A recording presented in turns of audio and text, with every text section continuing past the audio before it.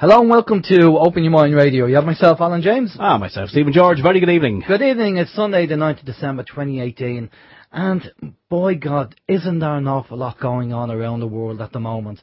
So many people are waking up, and Trump is doing what he can over there. And I bet there's a few people running scared at the moment over in the States, meaning Bill and Hillary and the Clinton Foundation and all the investigations going on over there. We also heard a rumour that's been said around the internet that Daddy Bush actually didn't die of old age.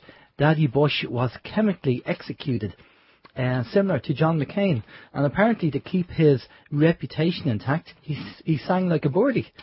So that's a good thing if that's the case and if that's true. It looks like the deep state are coming down bit by bit. So, you know, it's all happening and all going on, all good positive stuff. Which is brilliant to hear. Right, okay, our guest on the show tonight is a chap called Kieran Fogarty, and obviously when we were in school we were all taught that there was an Irish famine, but it wasn't an Irish famine. I'm sure you all know it was an Irish Holocaust. So we're going to be talking to Chris shortly about that, but for the time being, let's find out what the communication channels are. Okay, folks, communication channels. The communication channels are email info@oymireland.com, by phone 046 927 1212, and you can also contact us direct through the OYM chat room. Thanks very much, Mary. Yes, the OYM chat room can be found on the website, which is oymradio.com. And you can log in if you have already registered and you do have a username and password. You can log into the chat room there and say hi to all the lovely folks already logged in there, and you're all very welcome. Also, People's Internet Radio, we're streaming over there also and monitoring the chat room for questions and comments. And likewise, a big hi to everyone also over there. We also have the phone number, as the beautiful Mary read out there, 046 927 1212. That's from inside Ireland. If you're calling from outside the Republic, it's 003 53 469 271212. We're going to have the subject tonight is going to be fantastic. It's going to be really in-depth stuff. So we are inviting people to pick up the phone if you want to challenge our guest Chris this evening. He said if he'd like to be challenged if anyone feels the need. So do keep the phone number handy. We also have on the website there all the links to the usuals, the Facebook, the anti-social media, we as well, also the YouTube channel, and all the other relevant links with all the information in the previous podcast, etc. And down the bottom you will find the link to the TuneIn Radio Link application. That is a free app that you can stick on your iPhone or your smartphone or all other fancy such devices where you can listen to us all day, every day. And if there's anything else that I haven't covered, which is actually the email address, info@oymradio.com. And Patreon. Patreon, yes, the Patreon. Do check out the Patreon. We're on Patreon. Can't say Patreon enough. So Patreon. That's we've kicked that off there, and it's not doing too bad, I have to say. So do click on the link and check it out. You can read some information over there, and there are little updates on the blog. It's like a little blog, and both Alan and I are blogging.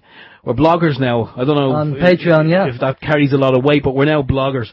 It's new, something that we haven't done before, but we feel that, you know, thanks to the people that are supporting us on Patreon, that we're putting up little blogs there. Yes. So there you go. Brilliant. Right, Steve, you're kicking us off. Yes, DW.com says the UN's Global Compact for Safe, Orderly and Regular Migration marks the first time the world body has agreed on a list of global measures to tackle the risks and challenges involved in migration for individual migrants, and at the same time to maximise benefits for the countries taking in immigrants. The agreement comes as huge numbers of people across the world, often driven by conflict and poverty, are leaving their countries of origin to seek refuge elsewhere. According to the UN, the agreement as a whole takes into account legitimate concerns of states and communities, and the fact that the repercussions of migration for respective countries and regions may differ according to their demographic, economic, social and environmental situations. The Compact comprises 23 objectives for the management of migration at local, national, regional and global levels. The fact that the compact is not legally binding have not been enough to convince several UN members, including the United States, Austria, Hungary, who say they will not sign the agreement. Governments in these countries have voiced several objections, among other things, saying the compact mixes up the rights of asylum seekers with those of economic migrants.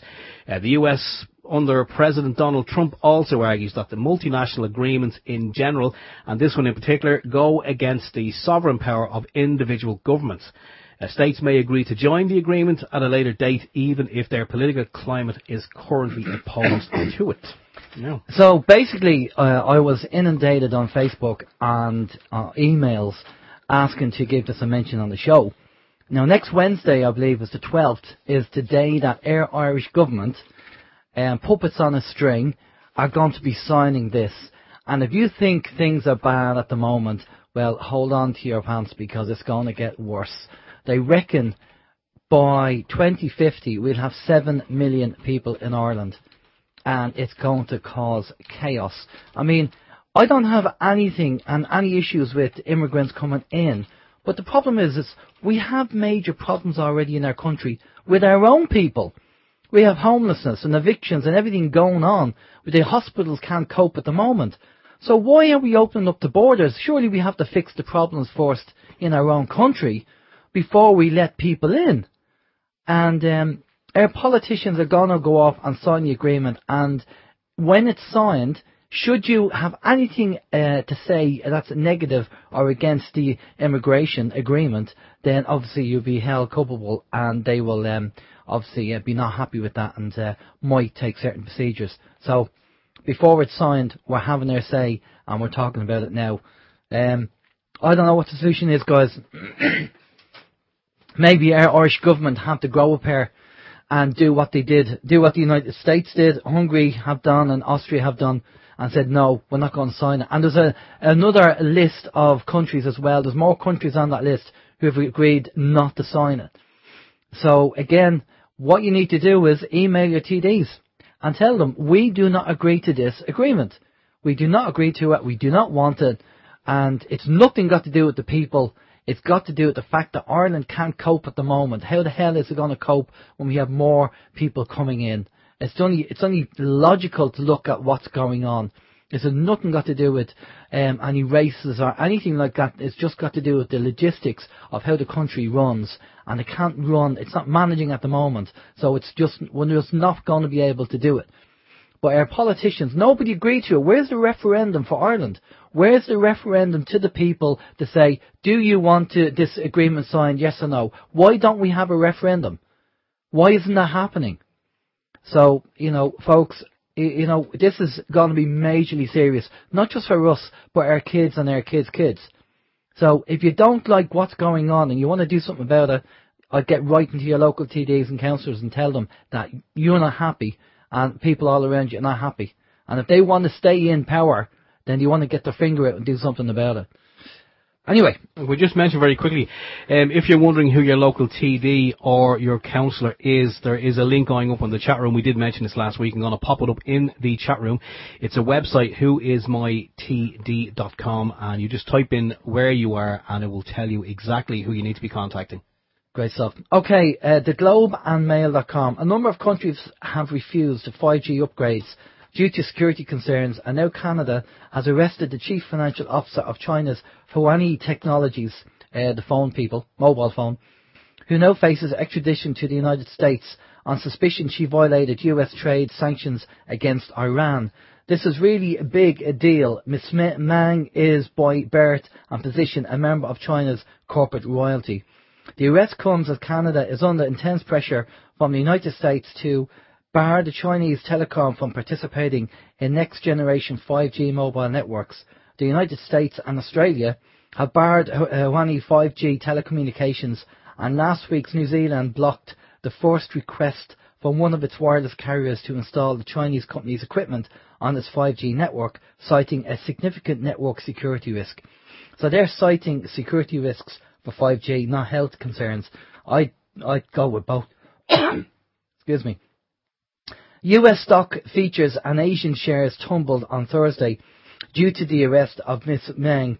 Fanning fears of a fresh flare-up in tensions between the two superpowers.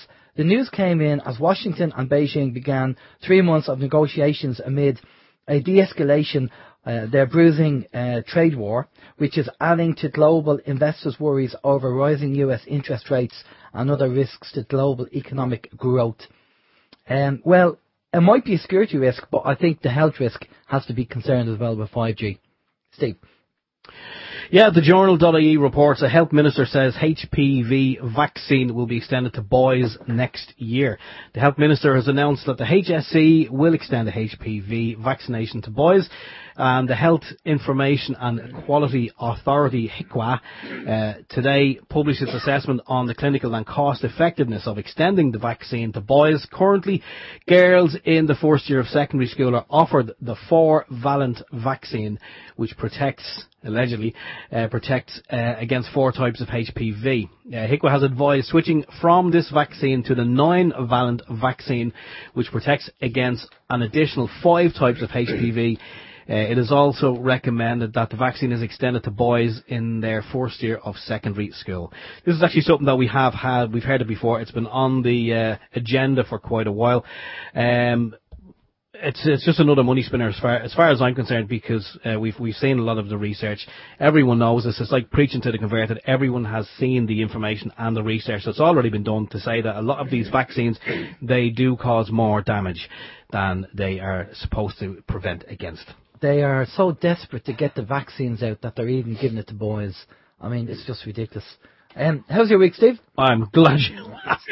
I'm glad you asked. I just have a... Oh, look at that list you have. My God. I haven't pulled it out yet. Oh, yeah. Yeah. I do Many? have... 10 pages? Oh, wow, okay. No. I'm gonna fly through this. I found this article recently, and I just thought it was worth mentioning. No, seriously. That's like a wedding speech. I'll fly through it. I'll fly through it. It's very interesting, and it's just something that you might find, coming up to Christmas, with candles burning, that it might be of interest. If it is, just let me know. If it's not, keep it to yourself. Anyway, it says, it's found on a website called pollution.news, and it said the deadly connection between flame retardants and poor health. It just mentions that back in early 2015, when it was discovered that cost-cutting measures by the city of Flint, Michigan, had left residential drinking water contaminated with dangerous levels of lead, there was a national outcry.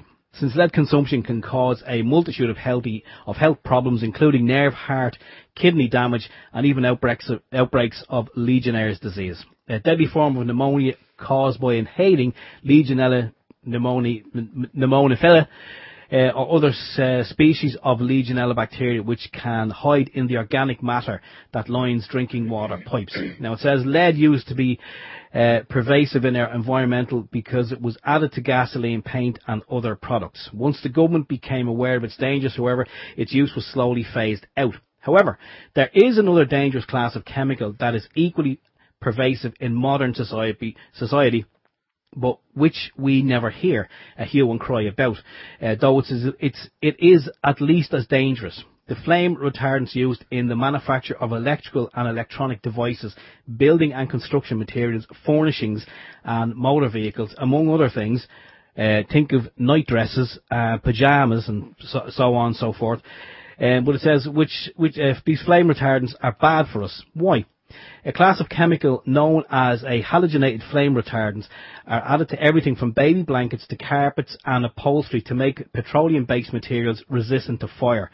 Unfortunately, however, some of these chemicals can linger in the environment for many years, and Yale University have done a report that says levels of these chemicals have been found to double in the blood of North Americans every 2 to 5 years.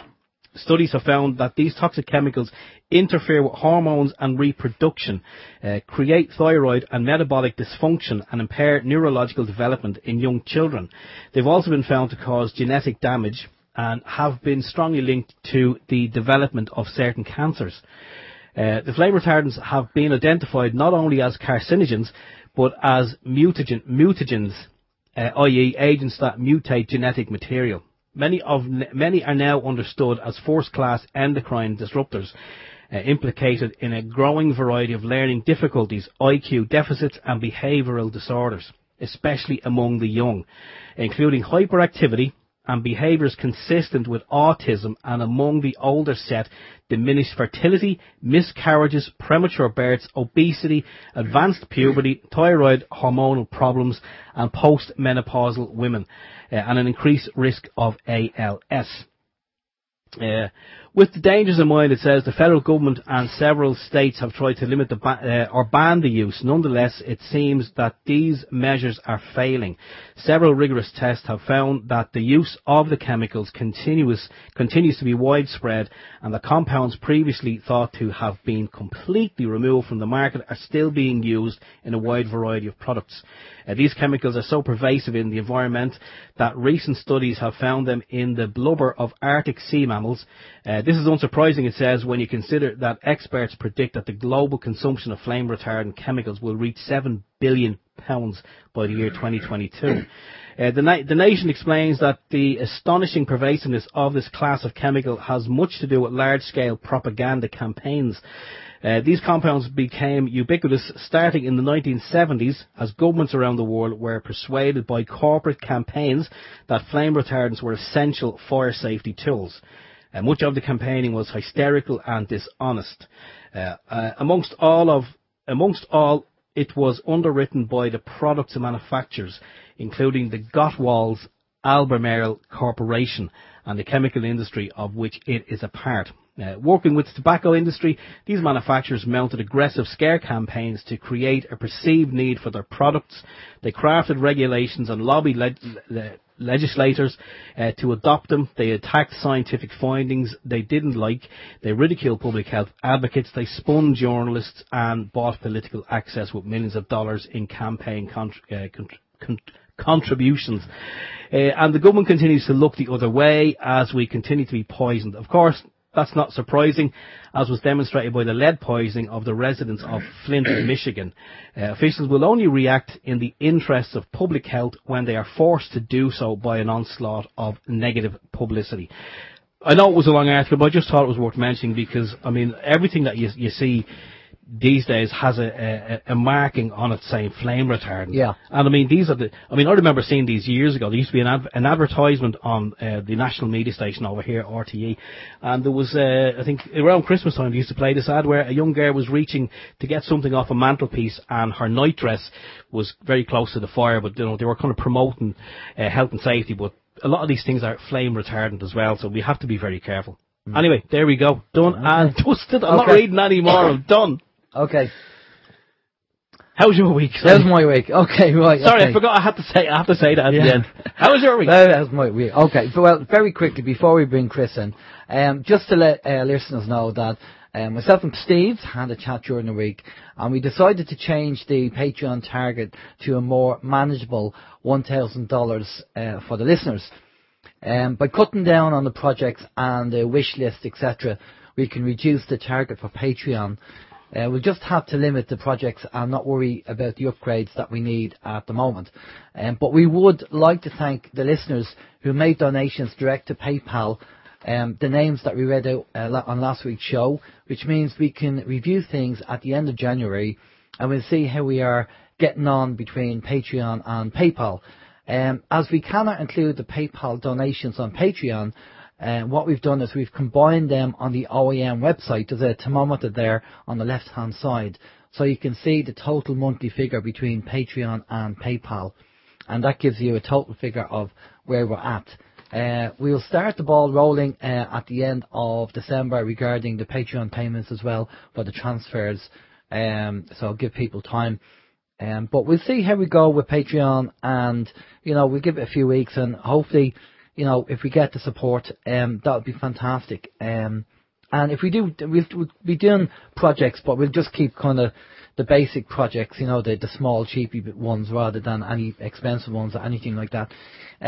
So that's really it. Right, okay.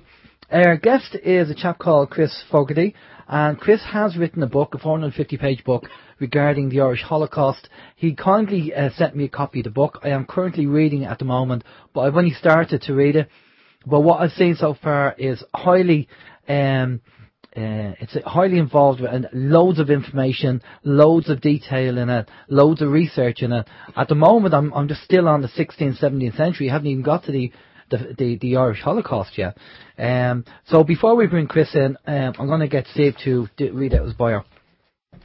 Yeah, absolutely no problem. Looking forward to this chat with Chris. Chris was born in Chicago, raised on parents' farm outside Castlerea, County Roscommon, when they returned to Ireland. He returned to Chicago, became a carpenter, developer, civil engineer, human rights activist. During work breaks, he started visiting Britain's then Public Record Office to research the life of his Laois-born grandfather, Kieran Fogarty, a British soldier in distant colonies. He found that when Kieran was a child, his 40th Regiment of Foot had removed the food from South County Galway to the Port of Galway for export. Shocked, having believed it was a famine, he researched further and found that the removal of Ireland's food crops took more than half of Britain's army to execute. Of Britain's total army of 130 regiments, 67 were deployed to Ireland in those years, and that their chief mission was the removal of Ireland's foods. Cecil Woodham-Smith's The Great Hunger, 1962, had broken new ground by naming 13 of those food-removing regiments. But she buried those key factors under thousands of contradictory words. Nevertheless, Ireland's academia slandered her for the next few decades. Later, Mara's brother, who taught Chris and others for decades in Castlerea, was asked in retirement, "Brothers, seeing that you now refer to it as genocide, why did you teach us all famine in school?" To which he replied, that otherwise exemplary teacher replied, "I had no choice. I had to teach the curriculum as provided to me by the government. That famine / Great Hunger / Gorta Mór lie is still taught in Ireland wherever British influence dominates. Ireland is probably unique on planet Earth in concealing a genocide of its own people by a foreign power. It is unknown to me why Ireland continues to promote the lie of a famine with its insinuation of Irish stupidity." Well, folks, we're back, and it makes you think that as soon as we start talking about subjects like this, we had a perfect Skype, didn't we, with Chris? We did. Perfect Skype, and we hit the start talking to Chris, and things go belly up. Okay, so we'll get Chris back in again on the landline. Good evening, Chris. How are you? Very well, thank you. Brilliant. Listen, thanks a lot for coming on. It's just again, Skype acting up for whatever reason, but thanks a lot for coming on. And we've just read out your bio and letting people know your background there. Now, as I said, that I have your book, and thank you for sending over the copy of the book. There's 450 pages, and I'm at the early stages of the book, but it's well researched, loads of information in the book. I'm at around 1700. I haven't even got to the Holocaust at the moment, but tell us a bit.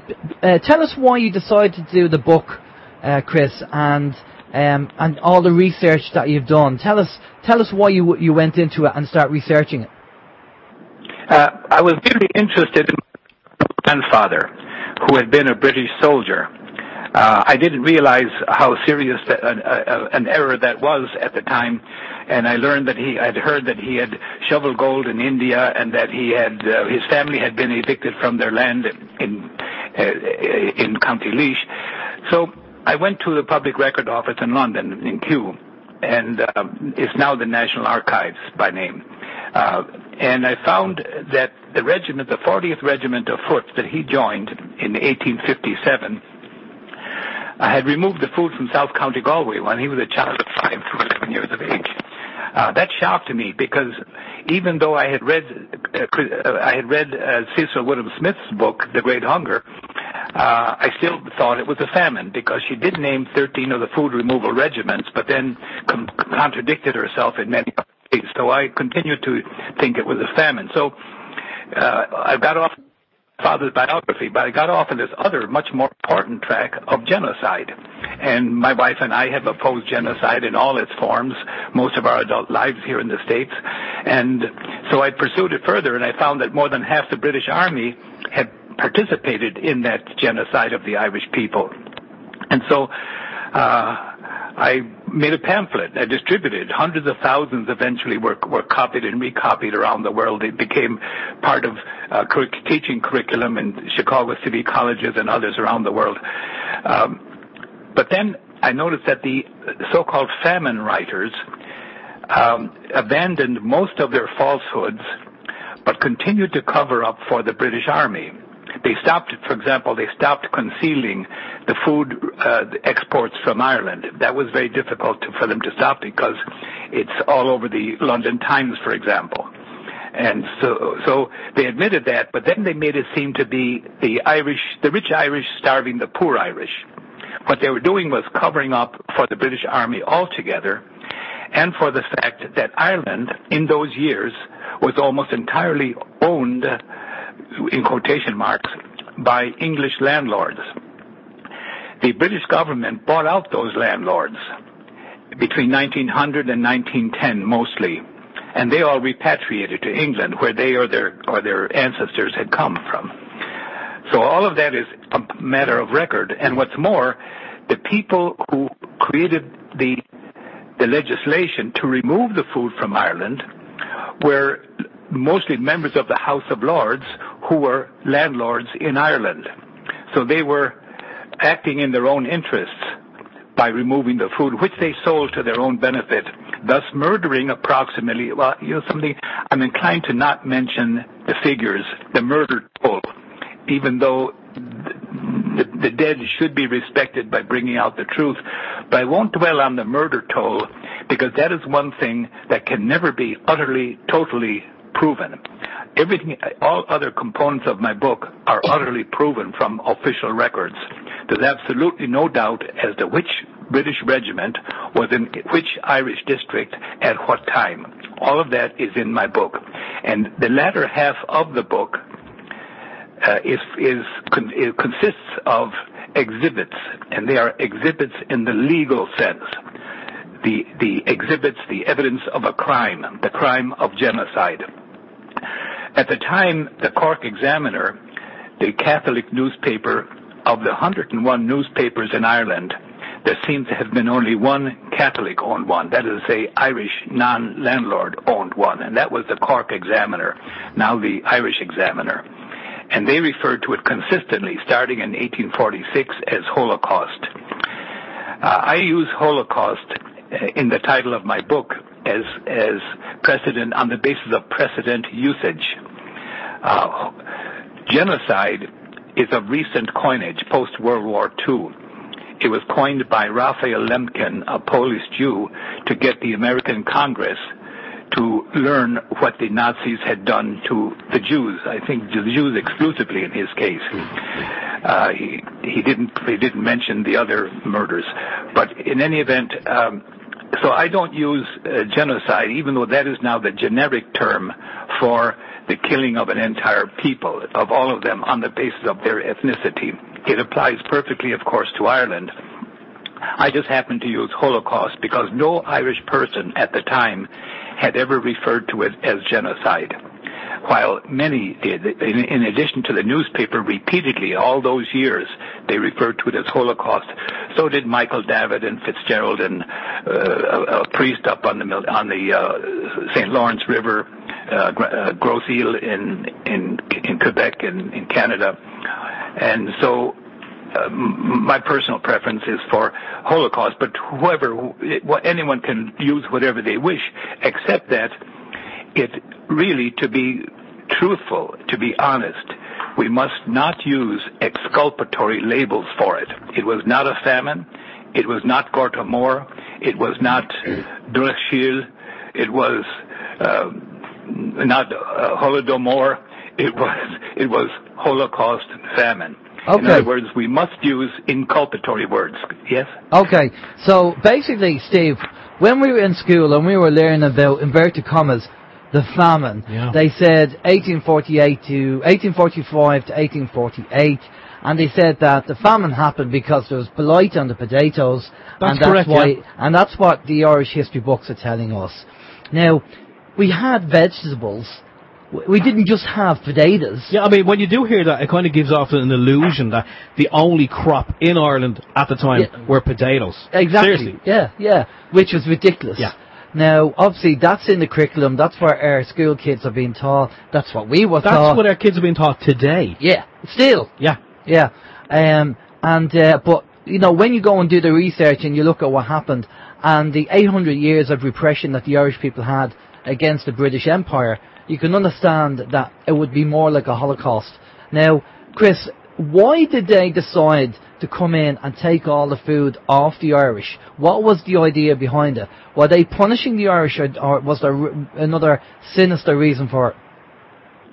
Well, everything, the English landlord estates in Ireland would be typically 20,000 acres. Those landlords had the power, many of them being members of the House of Lords or the Commons. They were the ones who ordered the army into Ireland from London.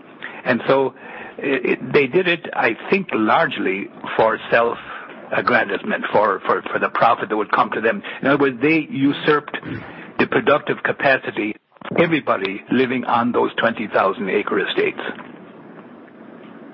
Okay.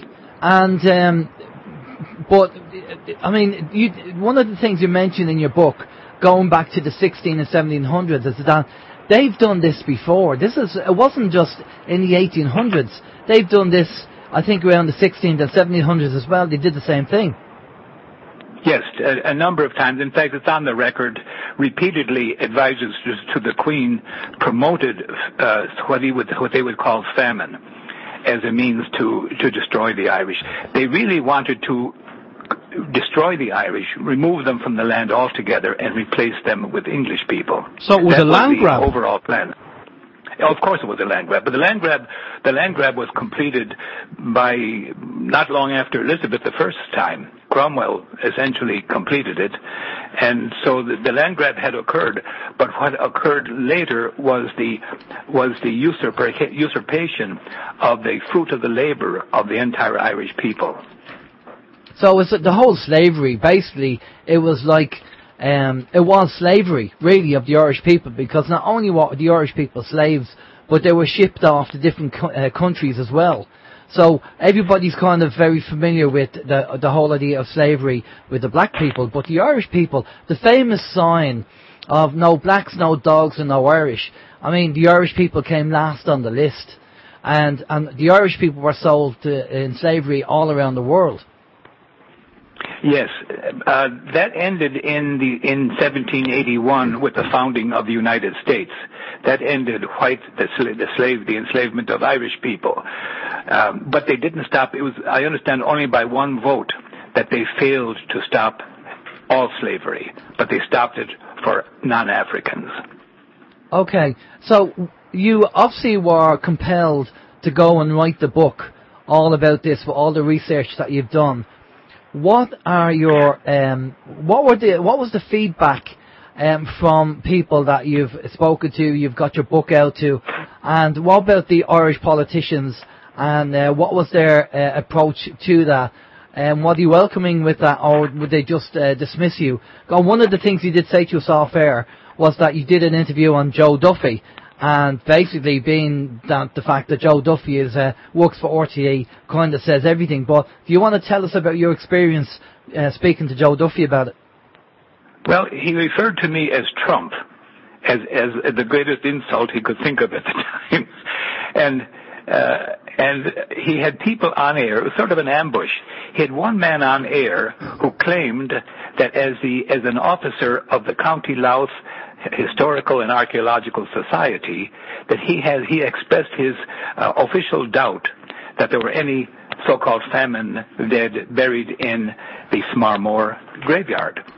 That's false. People are still, to this day, make pilgrimages to that mass grave.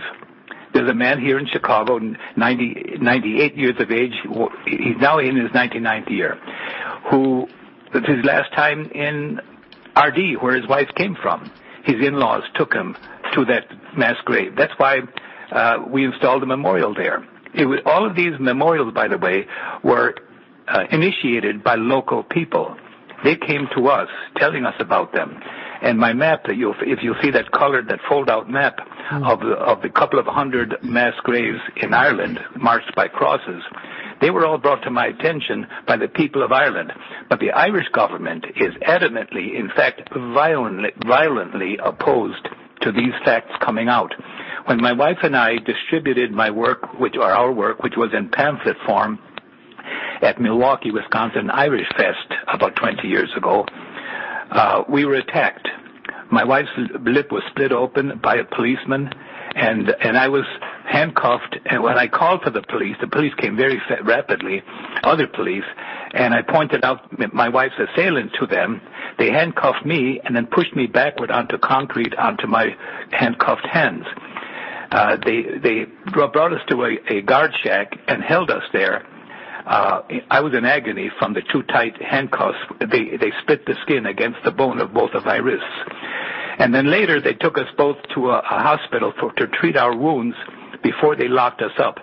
My Mary was standing outside the door of this shack, and when the Irish Consul General appeared, she said to him, that was his name is Sheridan, Sheridan, the Irish Consul General, headquartered in Chicago. "You're behind this," my wife said to him. And had he not been, he would have said, "Behind what?"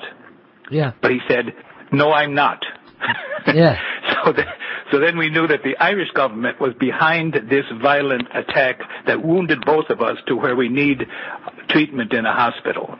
And they also just honored the guy running Milwaukee. And Mary says, yeah, my wife just said to me, and the Irish newspaper here in Chicago, headed by the Irish American Heritage Center, which is essentially does the bidding of the Irish government, they just gave a Man of the Year award to the very man who sicked the criminals upon us, the man who organized the Milwaukee Irish Fest and runs it every year, a man by the name of Ward.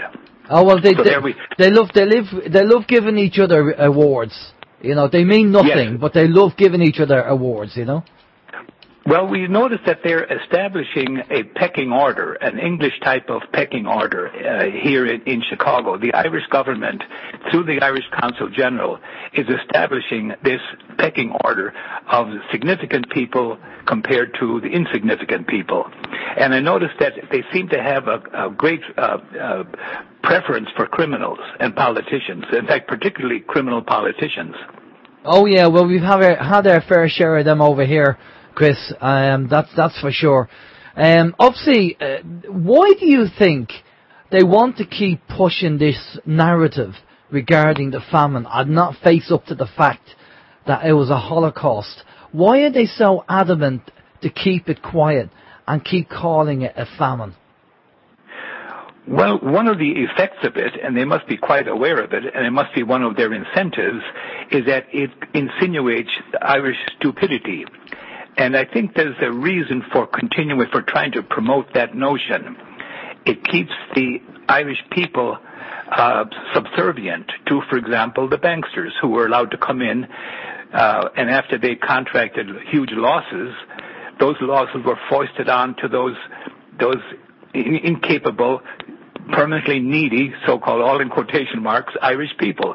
Irish people do not count. They do not count so long as they were thought to be so stupid as to have improved the world's gene pool by falling into a lethal national trap of their own making by growing only one failure-prone crop, the potatoes.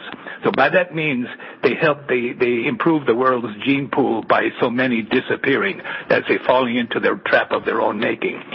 This is, you have to say, the purpose of the Irish government.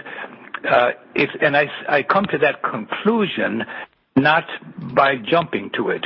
We noticed that when we learned that the Irish in the 6 counties were being discriminated at in employment, and it happened that when the Irish in the 6 counties were first allowed universal suffrage, that is, say, all adults allowed to vote, not just property-based, but allowed to vote per person, the British government responded by quietly asking all employers to not hire the Irish, that is to say, the Catholics. That's how they label them. We in the States responded by enacting legislation that would require all U.S. companies in Northern Ireland to not participate in that job denial policy. At the time, 25 U.S. corporations employed 11% of the working population of the 6 counties. The Irish government and all of its personified by all of its consuls general across the United States stood up in the legislatures in each of those states alongside the British consul generals to oppose that fair employment policy. We defeated them. We defeated them in Illinois by 84-14 in the House and 53-2 in the Senate. We did that proudly, but we defeated the Irish government, who were opposed to fair employment for the Irish under British rule in the 6 counties. When it came to the Birmingham 6, I came back from overseas where I'd been working, and I asked the Irish Consul General, what should we be doing about this? He said, oh, terrorism, terrorism. And so he dissuaded me and people I knew from doing anything about that situation where 6 Irishmen from the 6 counties in England were tortured into signing a confession to a crime they did not commit. And the Irish government was on the British side of that all the way through. This is how it's going. They oppose everything that is useful to the Irish people, and particularly they oppose Irish America. Irish America the people are just as sound as the basic Irish people, but for some reason, the criminals in the Irish government have managed to get, for the first time I think in Irish American history, they've managed to get people to seek their own personal benefit against the general well-being. And I'm very sad to say that we now have professors of history in the States who are participating in that big lie of famine. They have the truth, they have the facts, but they resist them. I debated 4 professors of history, of Irish history, on television some years ago. One from Loyola University, one from DePaul, one from the University of Chicago, and another one who is a PhD about to teach in Iowa. All 4 of them took great exception to the map that shows which British regiment spent at least one tour of duty removing Ireland's food in what part of Ireland. You'll see that as the colored map in the book that you have. So the crime has spread from Britain and Ireland to Irish America, and I wish that's the first time in history, I think. As a consequence, my wife and I are sort of persona non grata within the group that the Irish Consul General influences here in Chicago. Okay, well, there's obviously a click going on. Well, I will say, in my experience of meeting Irish American people, they tend to be more Irish than the Irish. And they tend to know a lot more Irish than the Irish. And that's just my own personal experience. Now, on reading the book, if memory serves me well, the Irish people were basically treated as a non-person or non-people. I mean, the landlords, according to what I can remember in the book, Chris, is that the landlords could do anything with the Irish slaves or the Irish people, literally treat them like a dog. And there'll be no law, they couldn't be brought to court or anything like that. The landlords could just do what they wanted to do. I mean, that's basically the level of how the Irish were controlled and abused. Yes, they were non-persons. Samuel Lewis toured Ireland in the 1830s, and he wrote a topography dictionary of Ireland. I have three volumes. I bought them in Galway, and in it, the Irish people don't exist. The only people who do exist are the landlords, all of whom were English. And he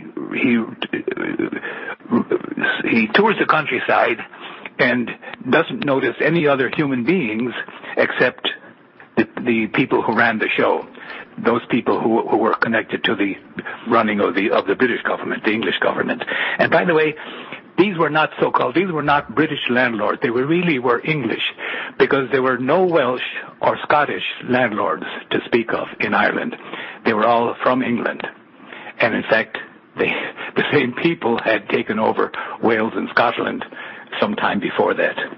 Yeah, I mean, I'm looking forward to carrying on reading the book and getting into it and finding out more about it. I mean, it's an interesting read, so I look forward to that. We do have... Just one, I mean, yeah. Laurie said on the chapter earlier that it's a quite difficult read because of some of the information that's in it. I mean, how are you finding it so far? Well, it's very involved because there's a load of research on it.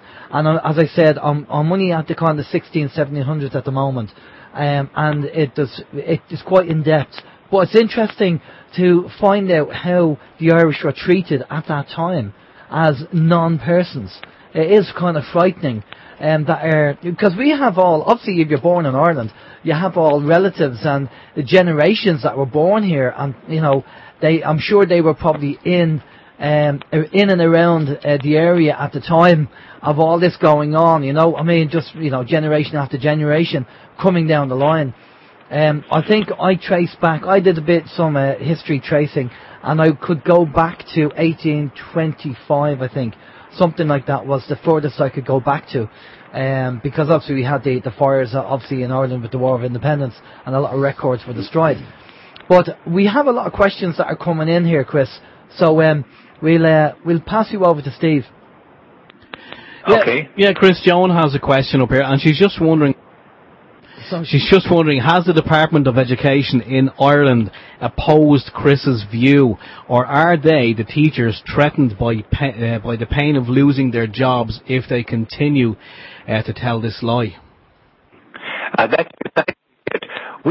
We had gotten a professor of Irish history at the National University of Ireland in Limerick to tell the truth.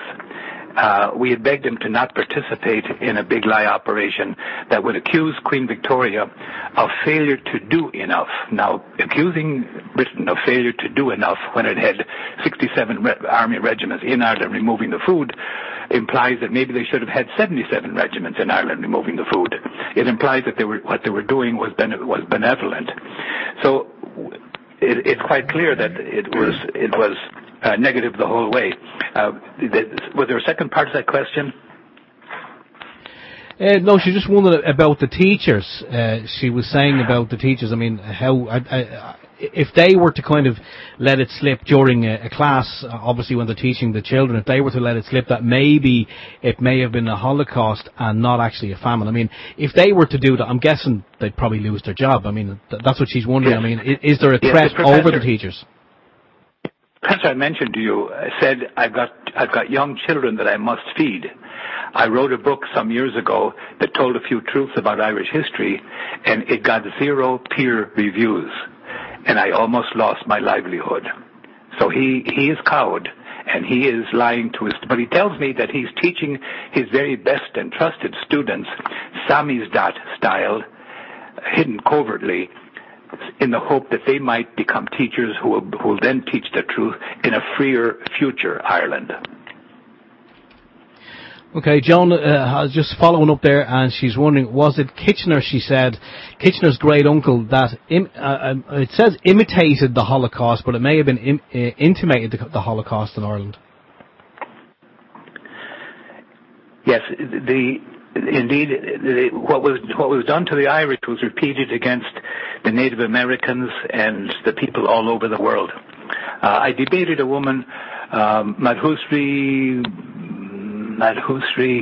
Mukherjee, a woman from Bangladesh.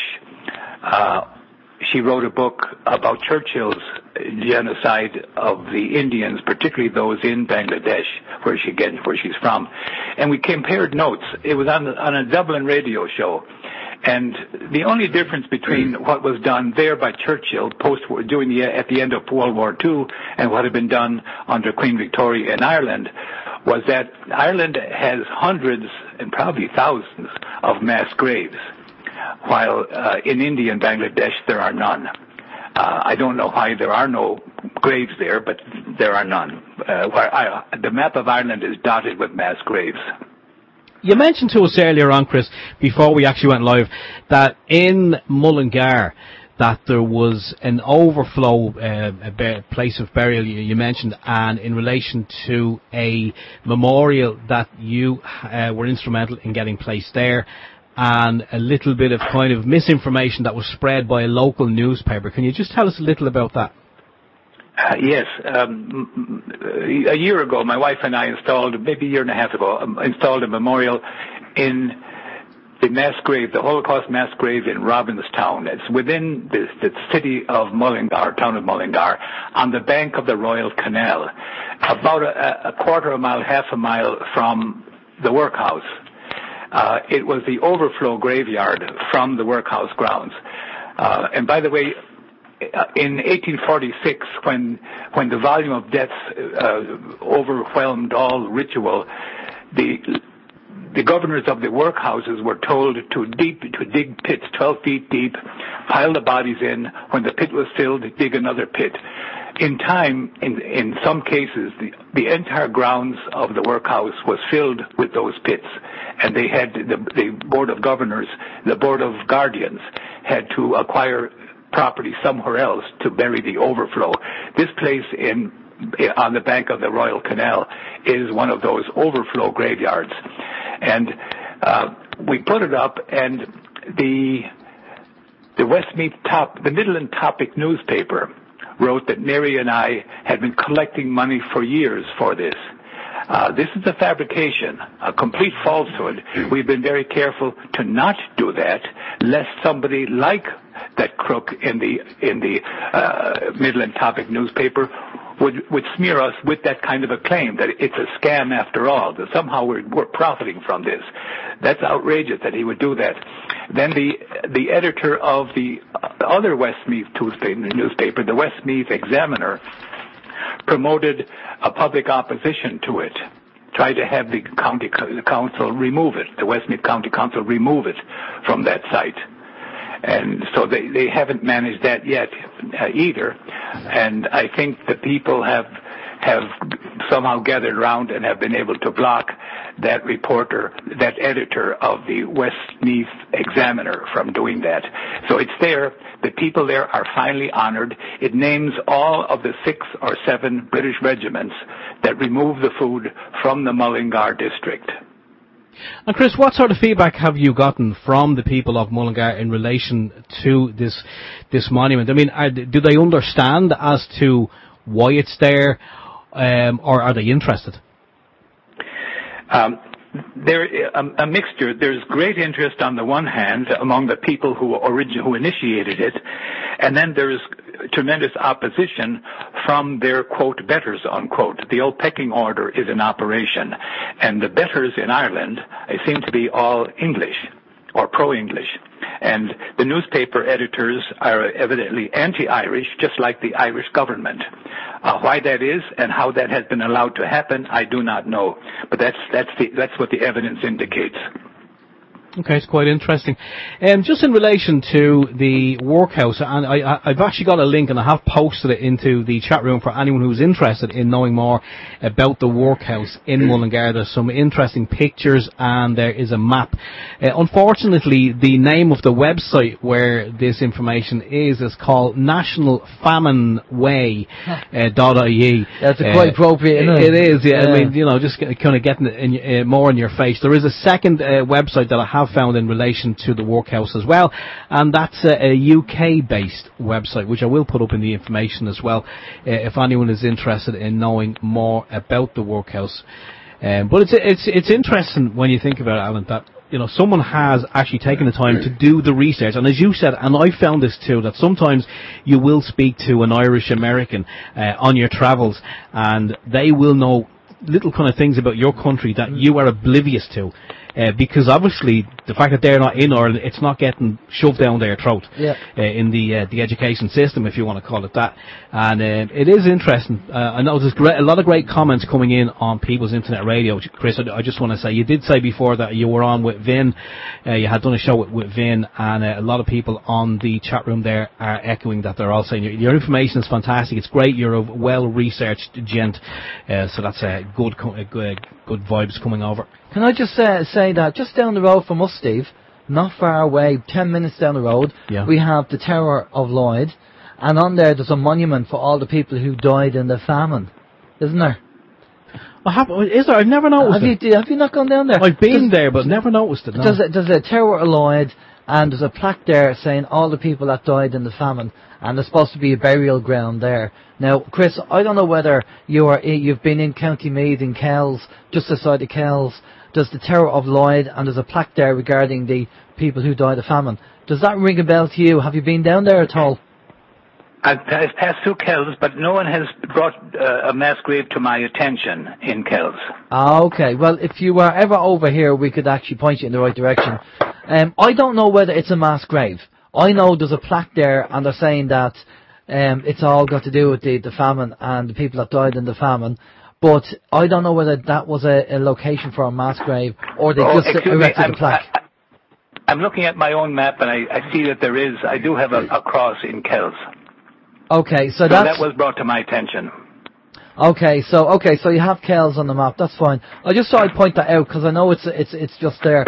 There's another question there that I think Moongirl has on PIO there, Steve. Yeah, we do have another question from Moongirl. She's wondering, Chris, what is your view on the Great Awakening? She says, i.e. the QAnon phenomenon, if you're familiar with that. You know, there's a lot of things. There's a lot of things going on in America with Trump and QAnon, and a mass awakening going on globally. What's your take of it from where you are?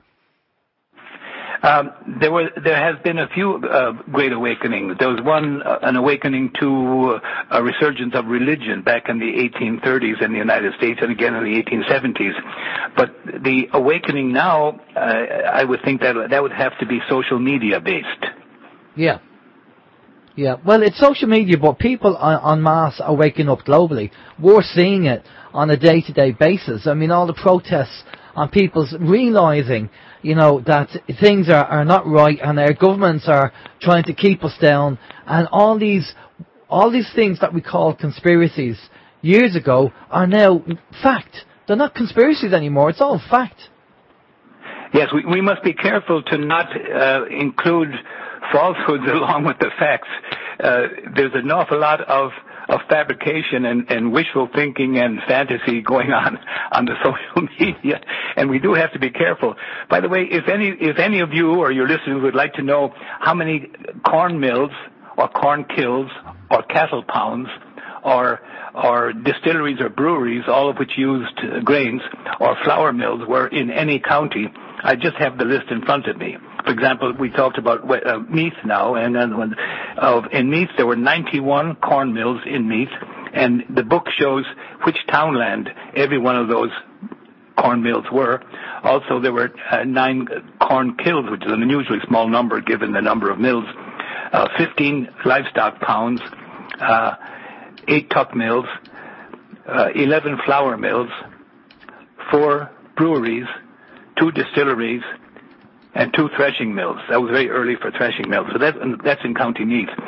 And I include them in the book only to show that Ireland was not potato-based, that it had an enormous variety of foods, and that they were shipped. I also include the shipments of those, the manifests of shipments across to England and other places, done at the behest of the English landlords in Ireland and enforced by the British Army.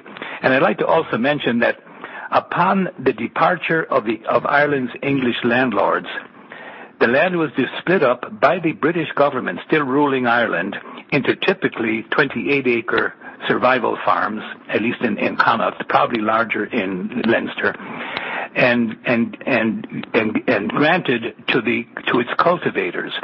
But those recipients had to thenceforth pay annual rents in addition to rates. Rates were taxes, real estate taxes. But they paid these rents in order to amortize the golden handshakes given to those old English landlords who had never bought the property in the first place. And my father and everyone in County Roscommon, and presumably the rest of Ireland, were still paying off that old rent, quote, rent unquote, into the 1970s. So generous was the amount given to the English landlords of Ireland that the payment period was set at 68 and a half years. Wow, okay. I did read part of that in the book, all right, about the rent and the payments, and how late people carried on doing the payments. Now, there was something else that's mentioned in the book about in the Catholic Church, people make a payment to, I forget the name, I think it begins with P, and this payment is still going on, and it's a remnants of something that happened years ago. Some payment. Peter's Pence. Yeah, Peter's Pence. Peter's Pence. Now, I've heard my parents talk about that, Peter's Pence. I haven't a clue what it is, but you mention it in the book. And can you just tell us a bit more about that? Because people may have heard that in the Catholic Church, I've heard it. but nobody seems to know what it is. Can you tell us what it is?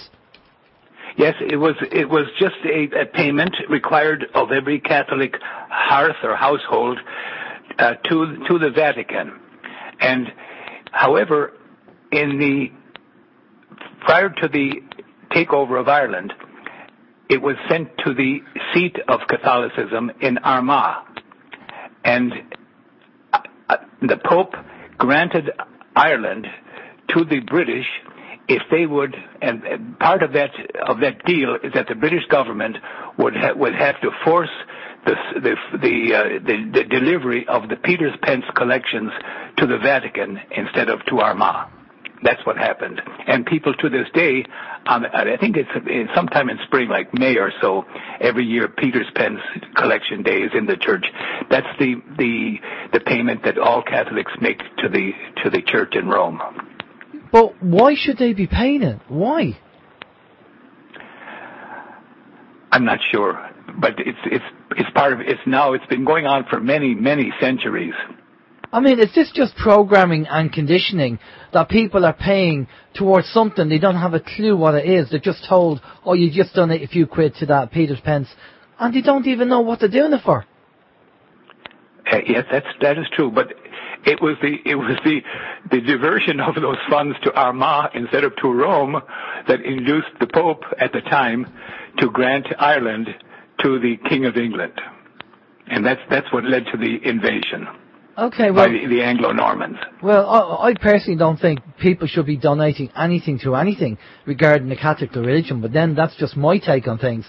The way the church has been exposed for paedophilia and everything else, I don't know why people even still go to church. I mean, I know the older generations are kind of programmed, they grew up with it, and it's just a fact of life that they just go with repetition and you know, familiarity and everything else. But, I mean, people need to start questioning, especially if they're being asked to make a donation and they have some wacky name on it, like Peter's Pence, kind of say, well, what's the history of this? Why am I paying it?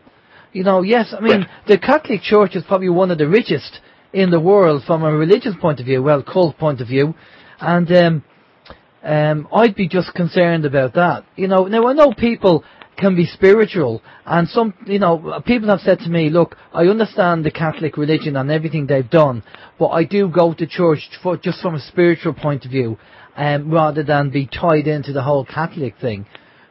What's your take on that, Chris? Well, there's a lot of glory in Catholicism, and I mean real glory, the real thing.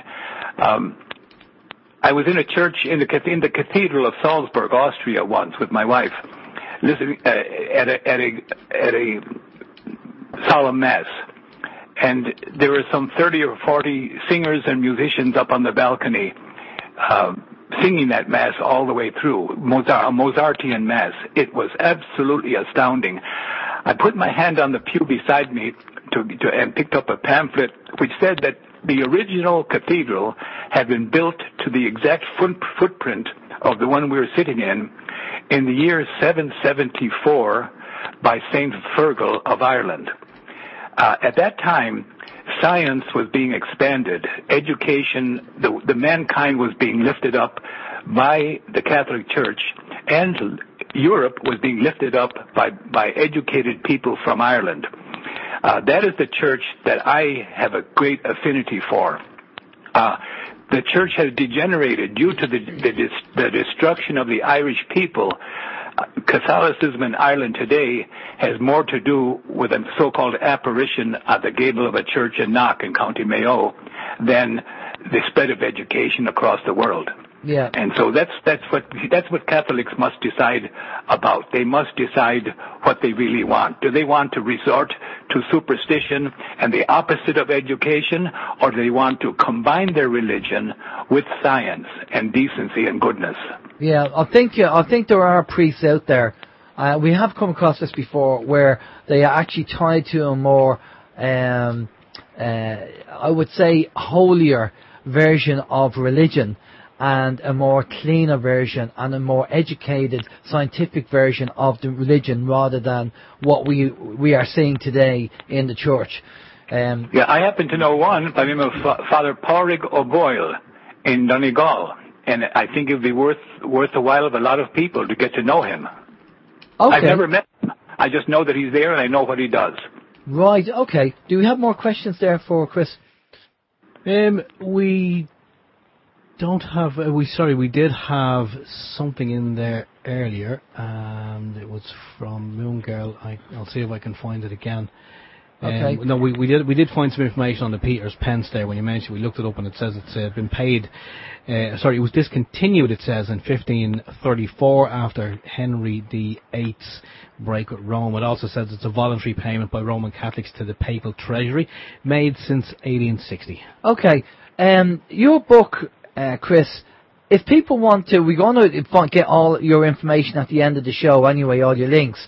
But the fact that, I mean, if people want to get your book to really understand I was going to say famine there, it's so programmed, isn't it? It is programmed. It's so, we were so programmed into saying famine instead of Holocaust. Where did they go? It took me a year to give up famine. Yeah, exactly. It's just amazing how the programming works. Where do people go to get a copy of your book? Because obviously they can't go into Eason's to buy it. I assume the likes of Eason's wouldn't sell it. Probably. I donated the Irish editions of it to the Irish Republican Brotherhood. They happen to be doing very good work regarding Irish history and things that are crucial to the Irish understanding of their own history. And John Robinson, with the Irish Republican Brotherhood, his telephone number in Ireland is 1-430-6102. He's the distributor of my book in Ireland, and he's now selling from the third printing of it. All were donated to the Irish Republican Brotherhood. That is the right to print it. They printed it at their own expense. Can you just give us that number again, Chris? I think I may have taken it down wrong. I have 430-61 something 2. I'm missing the second last digit. 02. 02. But it starts with 1. So it's telephone number 1-430-6102. Okay, that's fine. No, that's good. And of course we know Harry, and we know about Billy Maguire. We have to get Billy on the show sometime. We know Harry has. I was just going to insist upon that, and particularly in these days when the 14th of December is the day of the election where the Irish won freedom from their people, from the English, on the 14th of December, exactly 100 years ago, and then the vote was counted on the 28th of December, and the new Irish government, for the first time in centuries, was established in Dáil Éireann on the 21st of January 1919. And so all of these are very important dates, and the Irish government is adamantly opposed to people learning the truth, except that they themselves, and the Irish government is a successor to the one that was set up by King George V in 1921, on December 6, 1921, after they suppressed the real government of the real Irish people. And so they are now claiming to be descendants of the one that was set up by the Irish. And of course they're not. They've sided with the British all the way through. Exactly. And people actually think Ireland is a republic, but as far as I'm concerned, and the research I've done, we just got home rule. We're still controlled by Westminster. Yes, and Westminster has had to cede part of their control of Ireland to the neocons, the international neocons, whose, by the way, their paper written 20-some years ago, A Project for a New American Century, a core part of it is what they call, quote, full spectrum dominance, unquote, and that is the conquest of planet Earth and space. And so what was done in Omagh, County Tyrone, was part of that effort to free up the British Army, without which there would have been no wars in Afghanistan, Iraq, Syria, Libya, etc. Exactly. Now, we've said this to people. People, you know, they go on and say, well, Ireland is a republic and we're separate from the UK. No, we never, we only got our independence for 2 years, 1919 to 1921, and then King George obviously did the old shell game and changed things around again, and then we went under British rule again. So we got home rule. So for people who are new to this information, who think that Ireland is a republic and we are separate from the UK, no, we're not.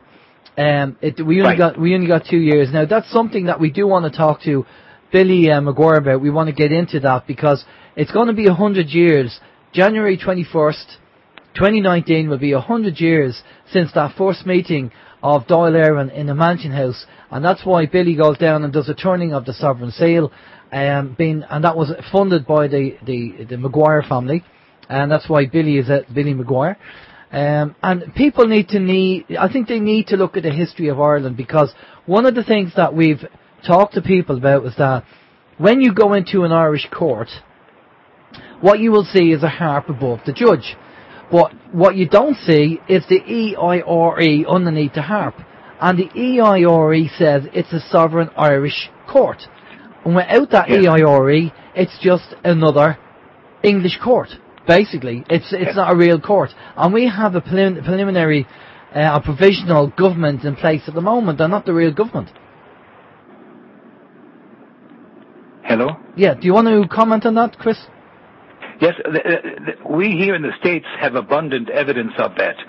The Irish government has opposed every one of the causes adopted by Irish America, and have stood up alongside the British Consul General in state legislatures across the country, not alone against the McBride Principle of Fair Employment in Northern Ireland, but regarding Joe Doherty, the Birmingham Six, and Judith Ward, and the Guildford Four, and the UK-US extradition treaty. They have taken the British side against the Irish, every single one of those cases. So the Irish people are not being represented by a government. I don't know whether they're criminals before they get elected, or whether they become bribed or blackmailed after they get elected. But one thing for sure, they're not operating for the Irish people. The debt that is imposed upon the Irish people speaks for itself.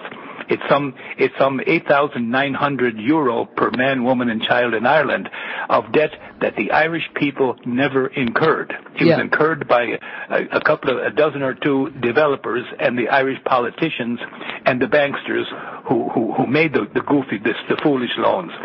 But the notion that could be transferred over, foisted upon the Irish people, and that here's the kicker, that the Irish people accept it, speaks for itself.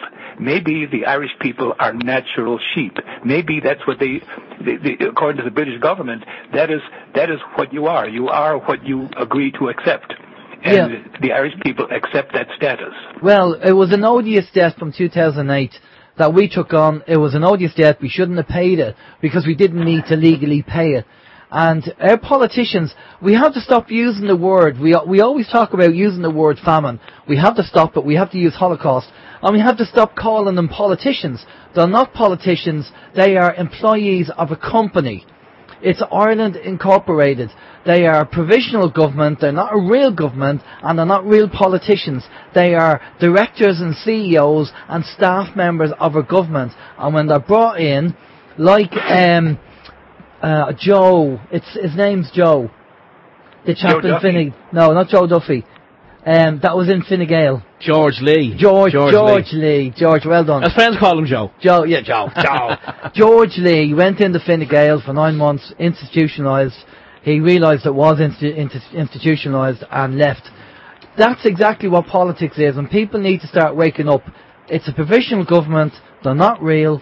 That's why they don't get involved in the turning of the Sovereign Seal, because they can't be there, because they're not real politicians. They're just staff members of a corporate company, and obviously they would be controlled by the UK. The same with Bank of Ireland. If you look at the history of Bank of Ireland, I think that was set up in 1732 or 1832. You know, so it's not really Bank of Ireland. It's not an Irish bank. It could be, owned by shareholders from different countries. The same with the Bank of England. It's not Bank of England. That's owned by shareholders. Yes.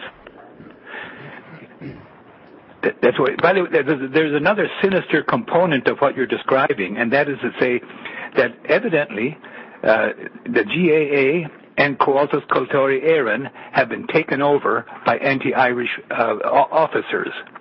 They are removing anything related to Irish purposes and Irish utility from their organizations. That is, again, the GAA and Comhaltas Cultúrí Éireann. It is shocking that even a group here in Chicago who played traditional Irish music refused to sign Christmas cards for the prisoners of the British in the 6 counties.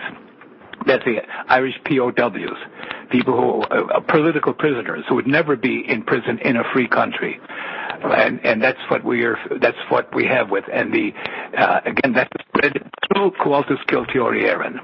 And the GAA are doing more of the same. Yeah, the GAA we've come across before. I'm going to pass you over. Steve has a few questions for you there.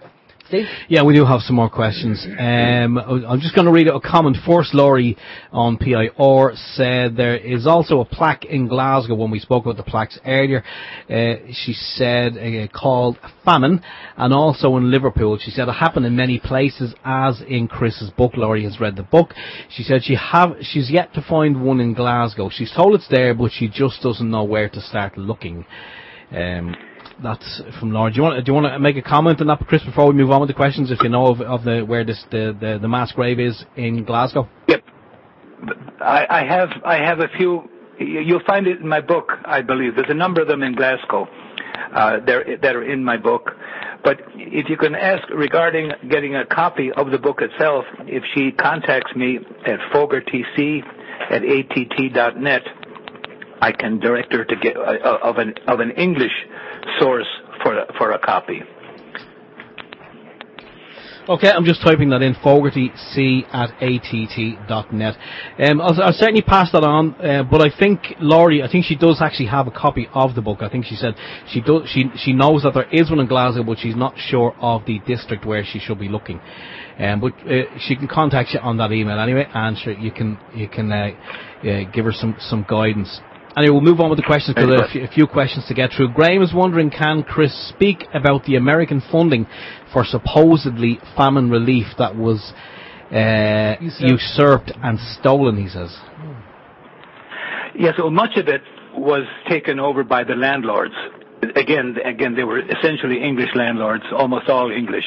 They were the largest. There were a lot of smaller landlords. There was a Moore in County Mayo and a few others. They tend to own just a few hundred acres. The landlords of Ireland were English, and they grabbed the production, the fruit of the labor of the people of Ireland living on their estates. That's the reality. It's very sad. It's tragic. In a sense, I wish I'd never learned Irish history because one can never be happy again. Truly, it is a burden, and there's simply no way to. And yet we must know the truth, no matter how painful. We must know the truth, otherwise, that kind of thing will go on and on permanently. We're hoping that the people of Ireland get control of their own country, and I say that as an American who's in the minority in the United States. We've been fighting the government's crimes for many years now, Mary and I, and we've run many risks. And we try to stop the wars that were given the go-ahead by the bombing of Omagh that freed up the British Army, and we have been attacked repeatedly. And the FBI, the same FBI who was involved in the bombing of Omagh for MI5, framed me for the murder of people I'd never heard of in my life, and locked up my wife and me in the Chicago Federal Jail and tried to imprison us for the rest of our lives based upon an audio tape that he had personally, criminally fabricated. Nothing was ever done to him. He was sent over to Omagh, where he remained until the evening of the bombing of Omagh. That the bombing of Omagh was mission completed for that MI5 FBI detail. But the Irish government do not want to know any of this. I'm guessing you were obviously cleared of this so-called murder of people who you never met. Yes, in fact, but I would not have been cleared. I would have been on death row and probably be executed by now. except that the murderer blabbed through his FBI cover. My life was saved by a murderer. He is now serving life. He was 16-year-old when he committed the murders with FBI agent Lewis's .357 Magnum. He remains in downstate Pontiac prison, and for the rest of his life, he got life without parole. But being older and an IRA terrorist, you see, I would have been sentenced to death. But he also, my wife and I also, we got scientists who were able to prove that the FBI audio tape, the only evidence against us, was a criminal fabrication. Yeah. But instead of being charged with his crimes, that FBI agent was sent to Ireland in order to help to arrange the Omagh bombing, to be blamed the same way. You see, he got the news media here in Chicago to blame the Langert family murders upon the IRA. That became a headline here for a while. And then a few months after that, he framed me for it. I didn't know at the time that I was framed because the murderer was taking his fellow high school students on tours of the murder scene. And they were afraid that he was going to wreck everything, which he eventually did. They were very lucky that they hadn't charged me.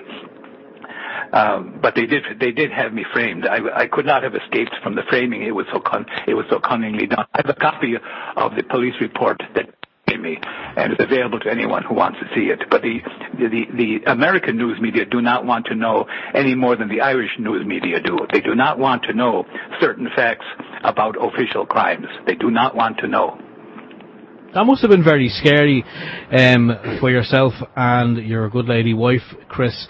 Did this happen recently? Or was it quite a long time ago? A long time ago, 20-some years ago. All right, so because I know, according to your bio, that you were a gentleman of a certain age, and I just, it would have been horrible if this had happened to you, say, fairly recently, because, it just would, Yeah, as a matter of fact, they would have defeated us had it happened now, because yeah. I've lost much of my powers. That is a fact. Yeah, this was before the same FBI agent who committed these crimes is the same one who went over and helped to arrange Omagh. And later, we didn't know this, but we attended the Michael McKevitt trial in the Special Criminal Courts in Dublin on Green Street. And the lifelong criminal, according to New York State Police report, David Rupert, volunteered that he was left all alone in Ireland for a while FBI agent flew to the Atlanta Olympics bombing murder site. And we know what happened there. The same man, FBI agent Buckley, the FBI's premier fabricator of evidence and perjurer, and his FBI colleagues, they got the news media to say that a security guard, Richard Jewell, was a perpetrator. Okay, so Chris, do you have all this as evidence? Is this actual fact? Yes, of course. Okay, because obviously, because you have to be allegedly or apparently for liable, because obviously, but if this is actual fact and it's documented and it's down on print, then that's fair enough. Exactly. In fact, I wouldn't dare say anything that I cannot prove, because I certainly understand the danger in that. Yeah. No, it's just obviously, because you have to protect people who are innocent, obviously, and and we'd be, making sure that would be the case also. That wouldn't be fair to do that. But as you say, if you have documented proof and it has happened, well then that's fair enough. It's open for discussion. You have more questions there, Steve, do you? I do indeed. We have a question in from Chris. Chris is wondering, this is a question from Chris, for Chris, are the official numbers of people who emigrated and perished correct, or have they been falsified? Everything that the Irish government touches regarding that overall event is fabricated. They do not want to know. In fact, everyone who argues the figures of the numbers of lives, they are relying upon the census work of William Wilde. William Wilde was knighted by the British government, by Queen Victoria, for concealing and obfuscating what Victoria had conferred an honor on General Sir Edward Blakeney for perpetrating. General Sir Edward Blakeney was the commander-in-chief of the Irish Holocaust. He commanded the 67 perpetrating regiments. He was, as they approached the end of their genocide in 1849, Queen Victoria conferred an Order of the Bath on General Sir Edward Blakeney. But in 1854 or 1856, she knighted William Wilde, the father, by the way, of Oscar and the wife of the immortal Speranza, who had been a key person in the 1841 census and the commissioner of the 1851 Irish census. It is entirely fabricated. It makes a very interesting read. In fact, he gives the official number for the starvation dead, and that number is 21,770 who died of starvation. But in order to explain the bodies everywhere at the time, he concocts a series of fabricated diseases to which he says the Irish are particularly susceptible. The names of them are, for example, the King's Cholera and the Barking Mania, others completely fabricated. And he reaches back to 1,000 years previously, citing celestial eclipses to give partial explanations for those strange diseases that somehow afflicted the Irish people at the same time that the British Army was removing Ireland's food. Quite convenient, all right. You know, just blame it on the celestial movements on the universe, you know, rather than what they're doing. We have about 15 minutes left, Chris, and we always try and focus on the positive near at the end of the show. And, I mean, we are seeing a lot of positive things going on in the world at the moment. You're over there in the States. What are you seeing with everything that's going on with Trump? What are you seeing happening over there? Well, we, too, are positive. We think there's going to be more suffering before good things happen. My wife and I, usually we don't talk politics, but I must say here, my wife and I voted for Trump because we oppose genocide. And the United States was leading the world across, and the ultimate goal for world conquest, full spectrum dominance. And by the way, Trump has just established the Space Force part of that. But we voted for Trump on the basis that it was the not yet genocidist versus the serial genocidist. So we had to vote against the serial genocidist. We expected that Trump would not be able to resist profiting from his office and would therefore bring impeachment upon himself.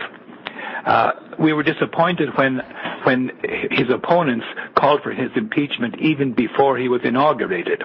We feel that they were muddying the waters against future real reasons to impeach. So the people truly are waking up, but I'm afraid that things have happened so far. The cost of our wars are likely to bankrupt the United States, and I don't see how that can be escaped. And that's going to result in a whole lot more things. In other words, we have a tottering tower of cards, and it's not going to hold much longer. On the other hand, there's a lot of learning going on, and even the Trump administration is starting to feel the pressure. And we now know that by the work we are doing at the exposing of the Irish Holocaust as a genocide, that we're putting current monsters on record, on notice. They too perhaps better not pursue genocide, and we're pressuring our politicians. And Mary, the country is now pressuring our politicians to stop the wars, to stop the crimes, to stop manufacturing weapons of mass destruction, and to stop the lying above all. All that's beginning to happen, and we have hope for the world. We know that a lot of work has to be done, and it's starting to happen. Well, that's good. I mean, we know from the shows that we do, Chris, and the people that we know, that there are good things going on, and Trump is playing the long game. Trump he has a lot of support and a lot of help, but it's like a game of chess, and he has to move the pieces carefully. And he's doing that at the moment, and there's a lot of support from him there. So there is good news. And I don't know what you've seen, Steve. They actually had the French people, I think it was the French people on the car, and one guy was on the van or on the car with a loudspeaker saying, "We want Trump in No, France." I didn't say that. Rather than Macron, because of everything that's going there. And obviously the yellow vest movement at the moment, people wearing yellow vests. And I was thinking there today, you know, I know the Irish are not great at getting up and protesting. I know we had a few protests, but nothing like the French. But what if the people of Ireland made a kind of a silent protest by just putting on a yellow fluorescent jacket or a jersey, like yours, Steve, right now? Steve has one, right? But what if everybody just said, right, they'll carry on, they'll go to work and do what they do, but they will put a yellow vest over their coat just to signify support for the awakening movement. I thought that was, you know, a potential. What do you think, Chris? Very, very interesting. It could even be, it could be, you could have the same effect by even something like a diamond-shaped thing on a shoulder of all our clothing. Even smaller, even less difficult to assemble, provided it's all the same color and universally recognizable. I agree with you 100%. That is one way of establishing. We did the same thing when we would go down to the state legislature in Springfield, Illinois.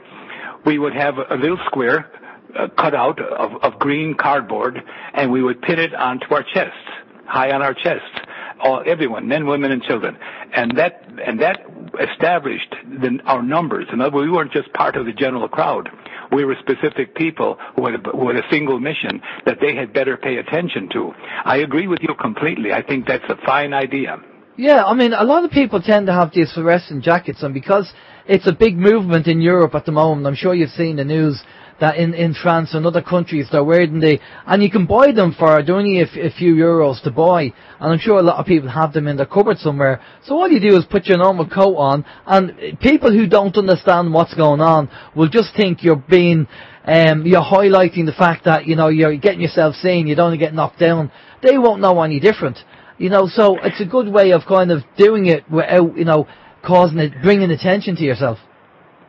By the way, but do you know that the people who initiated the Yellow Jackets are on the exactly right track? Because if they're not on the right track for Ireland, it would be a mistake to be seen to be pushing their point of view. Are you pretty sure that they're right? Well, I can't comment on that. I don't know. That's the thing. I know for a fact that there's been a lot of neo-fascist groups going into the Yellow jacket movement and, you know, causing trouble and riots and damaging property. That's not what it's about. So there are certain groups going in and using it as a way to disrupt and cause violence. Maybe they're being paid by Soros. Maybe George Soros is paying them. That could be, that could be a false flag group who are trying to sully the reputation. So that's what needs to be found out before we would, because I think that we could get the same thing going here, and it's very interesting. But we have to be sure that there's no misinterpretation of what that signals. Yeah, exactly. And the high-vis vest. And maybe, I don't know, you can always get printed on it, stuff on the back. I don't know, for want of another solution. But, it's a peaceful protest. And it's just solidarity with the people in France because they are going through it. Now, if they had the EU army, I know we're sidetracking a bit, but if they had the EU army, then they would be gone in and they would be probably shooting people. But the EU army is not set up yet, and there's a massive push on now at the moment, and I'm sure everybody has seen it, that they're trying to get everybody tied into Europe and controlled by Europe. And this agreement that they're going to sign on Wednesday, is all part and parcel of the whole caboodle. And it's mad seeing it, but we are going through the birth canal, and we are going through a bit of pain at the moment through the birth canal, and we probably have a bit more to do, but I think there is light at the end of the tunnel, definitely. Do you have more questions there for Chris? I do indeed, yeah. Just a lovely comment on PIR. What sort of individual would organise a protest in the middle of winter? Yeah, summer protest. That's what we want. Summer protest. Anyway, Shane is wondering, can you ask Chris if he has forgiven Joe Duffy for the crap biased interview that he had with him? Well, in fact, whether I apologize or not, or whether he apologizes or whether I forgive him makes no difference. The damage has been done, and it should be undone by him if he were to be interested. But I don't expect that will happen. I think it will have to happen by readers of my book who will just grasp what's going on and know why they must know why it's important to stop genocide. They must know that in order to every monument we put up honors the dead, and each one names the regiments that stripped the food from that particular area, and therefore there is honest witness given for the dead in those graves. They did not die of their own stupidity. They were murdered. It's very important that this fact be known in order to stop future genocides. So that's what we're working for. And Joe Duffy, he's just another government functionary, another person willing to go along with the lie of the time. That's purely personal benefit to him, and I can't imagine why any intelligent person would do that. I think most of the people who are falsifying history actually believe what they're saying. Well, I'm sure some of them do. Well, it's control, money, or blackmail. It has to be one of them. I suppose it's a case of, you go along with the rhetoric or you lose your job. Yeah. I mean, I wouldn't be surprised, Chris, if Joe Duffy, if what you said to Joe Duffy, if he went off and looked into it, I wouldn't be surprised, because he doesn't strike me as a stupid man. I mean, when he's on his radio program, he does definitely sound like that he is taking guidance, possibly in an earpiece, and everything that he says is kind of pro-government and anti-whatever the subject matter happens to be on the day. But I mean, I wouldn't be surprised if, after what you said to Joe, that he did go off and maybe question it. I wouldn't imagine you're going to get an apology, but at least a seed was planted, and I mean, that's all you can do. I mean, once you're on the likes of the Joe Duffy, they will slate you, they will kind of berate you, but once the seed is planted, if that seed just reaches one person or two people and they even research it, I mean, it's important. However, if he does that, he needs to show the result into his microphone. There's no point in having a public error, a public sin, and a private confession. The confession has got to be equally public. And, for example, he had a woman on there who suggested that the violence in the North that went from 1968 until 1994 had been caused by the memorial that we put up in 2017 in Smarmore, County Louth. Now, that's malice. In other words, this was not mistaken. Yeah. This was a preparation using any kind of mud at all to throw, because he must have thought that the people who would hear this are so emotionally excitable by the trouble in the North, the killings in the North, that they will blame anyone for it. Well, and somehow. Yeah, go ahead. And then he also had a man on there, a McGlowan from County Leitrim.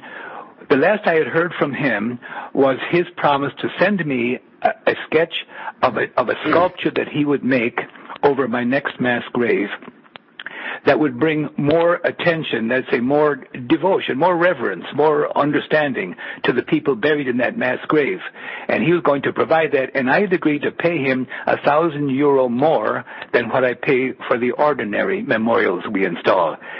I was waiting for him to send me that sketch when he was on that radio show with Joe Duffy, referring to me as a con man. Yeah. Now, Joe Duffy had arranged that. Yeah, well, see, that's what I mean. The biggest thing that's causing the problem to stop and waking people up is the media. The portal people, as Thomas would say. The media are the problem, and the media need to be sorted. And when Trump suggested during the week that they need to set up their own media away from what's out there at the moment. Yes. Brilliant idea. Yes. Let's get alternative media up and running, and have our own TV station and have our own media and start telling the truth. And just make the mainstream media, the fake news media, redundant. That's what we have to do. Well said. I believe that is the single most important thing to do. I got a question, however, regarding the Irish media. Ireland got rid of its English landlords. In other words, the land of Ireland was owned by English landlords. That was transferred over to the tillers of the soil, the Irish people. Yeah. That did not happen to the stock brokerages, the news media, the newspapers at the time, the universities, the flour mills, the advertising agencies, if any. So you can see that they got rid of one element, that is, say, the landholders, but the rest were left in place. How much of Ireland's news media remains in those hands today? Well, that's a good question. We have Dennis O'Brien, who actually has a finger in a lot of pies over here regarding the media and major control. And it's the typical corporate swallow-up of companies buying each other out. And as you go down and look at the food chain, you'd find that Dennis O'Brien's media empire covers a lot of national and local newspapers, and there's a level of control. Steve? We actually found out during the week, Chris, that the communications regulator here in Ireland, known as Comreg, that they're not going to be issuing any more, or it's going to be very limited, the amount of commercial radio station licenses that they're actually going to be putting out in the future. And for good reason, I think, because most, if not all, of the stations over here tend to be owned by Mr. Dennis O'Brien. And I suppose, we're not going to get much, if any, truth out there on the likes of that. The only thing that's, I think, which is the way forward, is either community-based stations or internet radio. I think that is the future, but I think the commercial stuff, we may throw our hat at that because it's not working. Never say never. You know, it's not working at the moment. Where there's a will, there's a way, you know. I mean, we'll find a way around it. Chris, we have reached that time, unfortunately, and we'd like just to thank you for coming on the show, and thank you for sending over the book. I am going to look forward to reading the rest of it and finding out more about the Irish Holocaust. I'll have to change my wording now when I say that. But a big thank you for coming on. I'm going to send you over to Steve. Steve's going to send you over. Steve's going to get all your details, where people can find you and track you down. Okay. Very good. Yeah, Chris, just before we give you the final word, I want to say thanks as well. It's been most educational, definitely educational, real education. I mean, I've actually learned something here this evening. I haven't read the book. I'd like to mention that I'm on the air partly because of an Irishman living in Switzerland who was a huge fan of your show. Yeah, he was quite adamant that he wanted you to come on the show, and fair play to his persistence. No, it has paid off, and it really has been an eye-opener. Yes. Yeah, no, totally. I mean, as I say, I'm looking forward to reading the rest of the book. So that's going to be enjoyable. But over to you, Steve. Yeah, so anyway, in the meantime, Chris, we do have the phone number that you gave out earlier on. It's going to be 01 in Ireland, 430-6102 for a copy of the book. You also gave us the email address there, fogartyc@att.net, if people need to communicate with you. Are there any other channels or avenues that you have out there, Facebook, yes, YouTube? I'd like to give you John Robinson's email address, and it's johnrobinsonimports@earcom.net. So John Robinson Imports at aircom.net. Let me just verify that. It'll just take a second. Okay, we just yes. Confirm it there. Yes. I have your phone. Or com, either net or com. I'm very sorry, okay. I don't have it in front of me. Either at earcom.net or earcom.com. Are you on Facebook, Chris? Do you have a Facebook page or anything? My wife does. And she's on it a great deal of the time. Like every wife. On it. Yeah, like all the wives. Yeah, and is it got to do with the Holocaust? Yes, there's a lot on it. And also, by the way, there are a few others.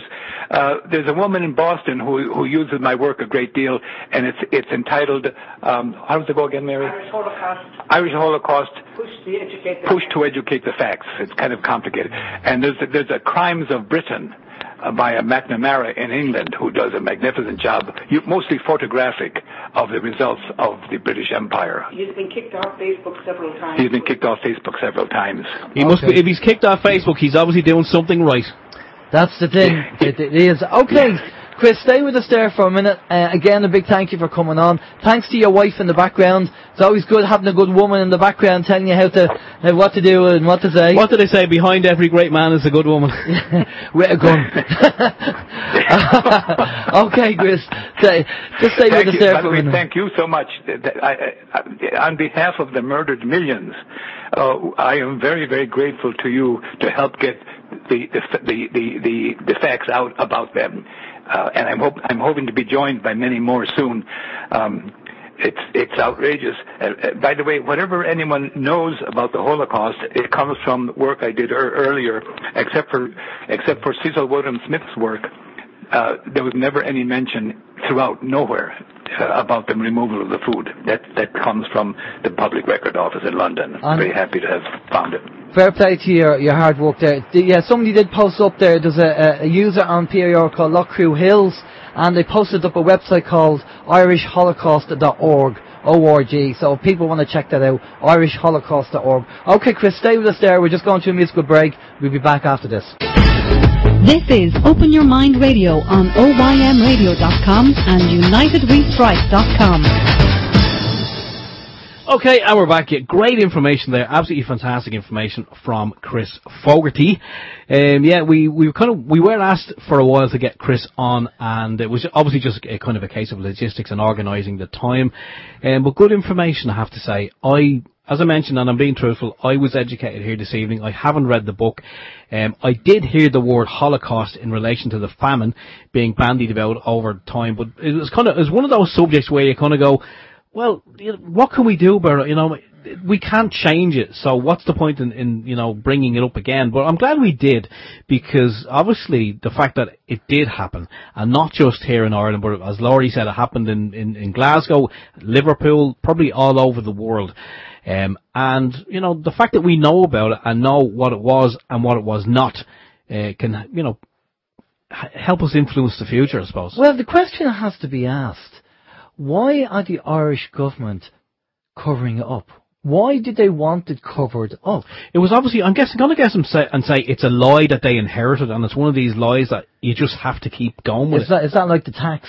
That we have to pay tax on our labour? That's the one, yep. So after the War of Independence, we all volunteered, the people, like the universal social charge, we are supposed to pay for only 4 years, and we keep paying it now because they've seen how much money they're getting in. And like the tax on your labour after the War of Independence, that people were fooled into carrying on paying the tax, and then they brought in the pay-as-you-earn system, so you didn't have to do your own tax. So that means you didn't have to ask any questions. And then everybody obviously has their tax deducted from the salary. But, multiple people have contacted the revenue, asked for the law to show me that, where do I pay tax on my labour? And Steve, you've had people working inside the revenue. That's true. I don't know if people heard, but I did mention before, there was a woman that I know who works in revenue, and I mentioned this to her, it must be the best part of 10 years ago. And I said that there is no law, and she laughed at me, and then she went and she looked it up herself. She spoke to people higher up the food chain on a higher pay grade, as she said, and she came back, wasn't laughing when she came back, but she did say yes, that nobody could actually find a law written down that said that that it's mandatory to pay tax. Yeah, it's exactly. Voluntary, folks. And I'll put it out there, please, if there's anybody from the revenue, please show me the law that says I have to pay tax on my earnings. I like Peter's joke there. He says, I'm just reading it. That's very funny. He says, I'm going to watch my wedding video in reverse later. I love the part where she takes her ring off and walks down the aisle backwards, gets in the car and goes home. That's very good. Thanks, Peter. Thank you. Talking about political correctness. It's political correctness gone mad. Yeah. Apparently Dick Van Dyke, the famous actor, has to change his name. Yeah, he cannot be called Dick Van Dyke anymore. He has to be called Penis Lurry Lesbian. Lovely. No, I'm only joking. But yeah, it wouldn't surprise me. After we had, what was the song? That you played earlier, the sample of the song? Baby, it's cold outside. Baby, it's cold outside. And now Fairy Tale of New York is going to get chopped. What's next on the list? What is going on with these people? It's a song. You know, I mean... I'm sorry, I just got that one about Dick Van Dyke. You just got it. The one about Dick Van Dyke, I read it. Alan has it written down here on the unscripted script, and I read it earlier. That's ridiculous. And I'm only after getting it. Obviously, Dick Van Dyke. Van, Lurry, Dick. Oh, I feel stupid now. Oh, no, there you go. Political correctness gone mad. I don't know. But there you go. Right, okay. We have three shows. That titled your fancy, didn't it? We've 3 shows left before we finish up for the Christmas. Next week, I'm still waiting on a reply back email on a guest for next week, so I have nothing penciled in. Just keep an eye on the schedule and look out and have a look at that and see who we're going to have on next week. So we'll keep you posted on that. And then the week after that, we're going to have a cracking show because we're going to. It's called we've called it the United Front Show because we're going to have the first time. We're going to have Thomas, Kim, Randy, myself and Steve all on one show talking about everything that's going on. And to add to that, it's not going to be a 1 hour show. It's not going to be a 2 hour show. It's going to be a 3 hour show. I thought you were going to say 7. No, it's going to be a 3 hour show because we know that 2 hours is going to fly by. So we're going to do 3 hours.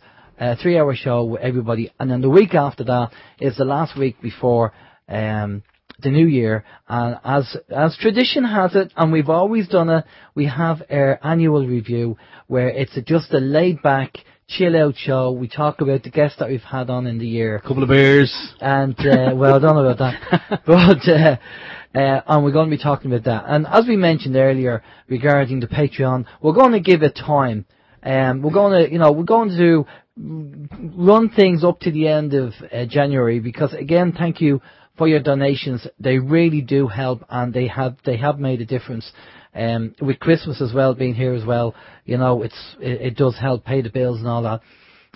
So we're going to kind of review things in January and see where we go and how things are and see how Patreon is, and we'll keep you posted. On what's going on. Any plans for the week? No, I don't really have any plans at all. Just back to work tomorrow. So you got your rack painted? Varnish, yeah. It's funny.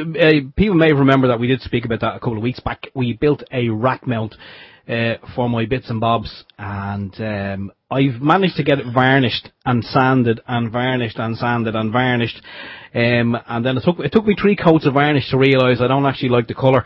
And it also took me an hour to realise that when I started dismantling all the bits and pieces and all the wires to fit them all into the rack, that it wasn't going to be done in an hour, so I put them all back.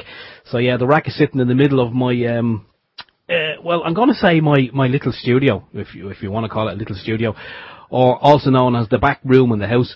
But yeah, no, that will be installed hopefully over the Christmas period. So I was hoping he'd install it quicker because I was looking forward to seeing what it was like installed, but you won't do it till Christmas.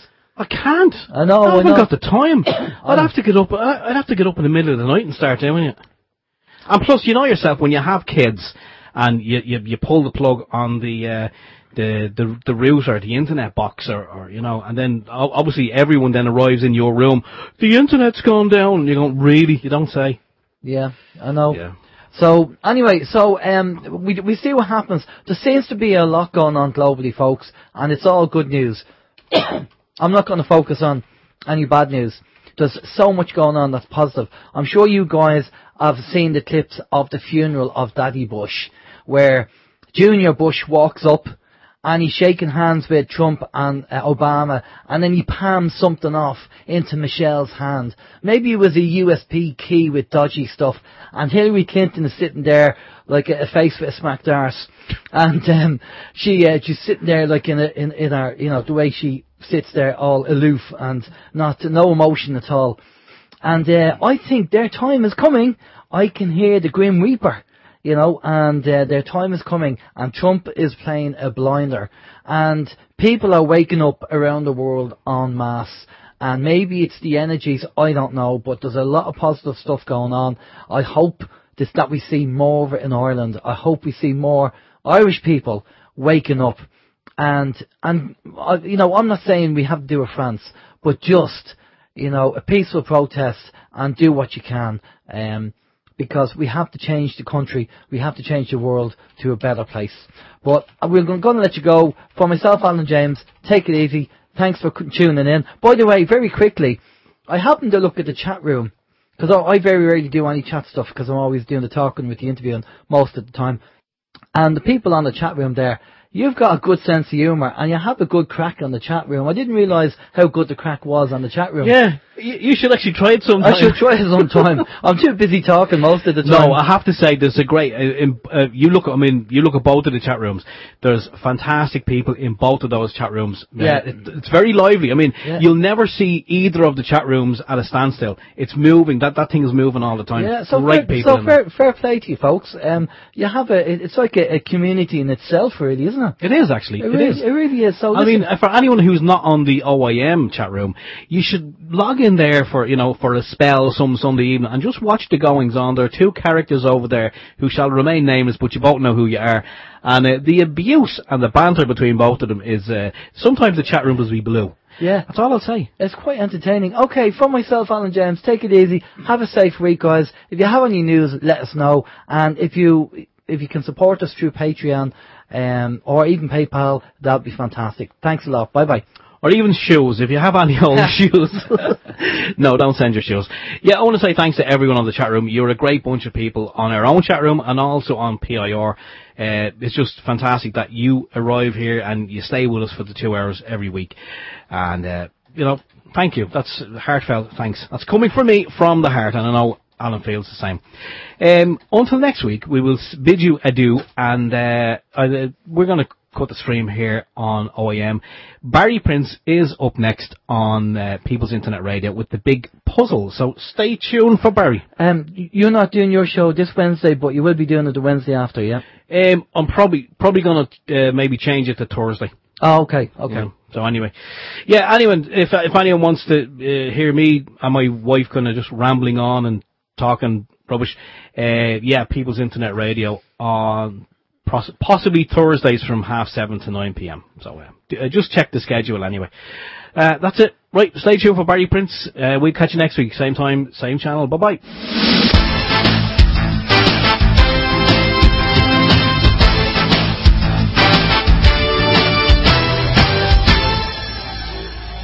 Open your mind.